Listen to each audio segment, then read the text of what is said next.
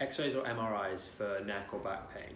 This is a question we get asked time and time again when patients are calling up saying, hey, I need some scans, or if we're discussing the relevance of scans, they say, oh, I've had MRIs, I've had scans before, why do I need X-rays, why do I need MRIs, what's the difference between the two? And we'll go into a lot more detail in the article, but just as a brief synopsis, generally speaking, unless you're paying an exorbitant amount of money, your MRI is going to be lying down, which means you get no usable biomechanical information. And most people with back or neck pain find some element of relief lying down versus standing up, sitting down, or walking around. When their spine has to load bear, has to have the pressure of gravity on it, their spine fails and they get pain. Looking at the spine in that position is infinitely more helpful than looking at it on an MRI. As a practitioner, when you're referring for an MRI, you suspect there's a disc bulge. You already kind of know, and you're looking for the MRI to confirm or deny what your hypothesis is.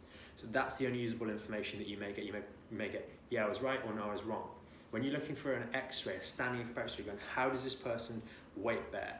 The examination, although you can get a good idea, quite often you don't pick up the nuances of the person's problem, and those nuances are really important because they tell you what you can do to change that alignment or better understand the actual stresses that that person's spine has on it when they're up and about.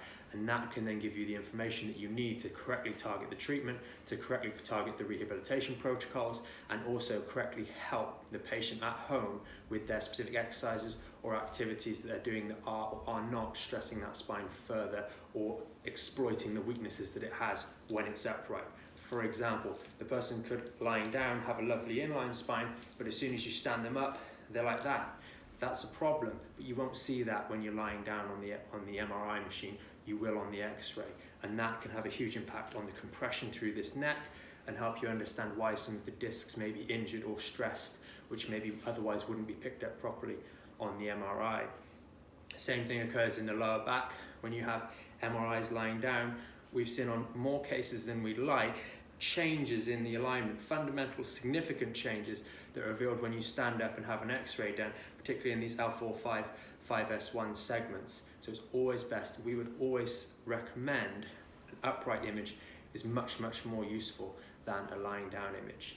The reason they tend to do lying down images in other fields is because the patient may not actually be able to stand up. For example, if you suspect a spinal fracture or a crush fracture or some sort of pathological problem that you may be in hospital for, that's when they'll try and keep you still, lying down to assess the situation.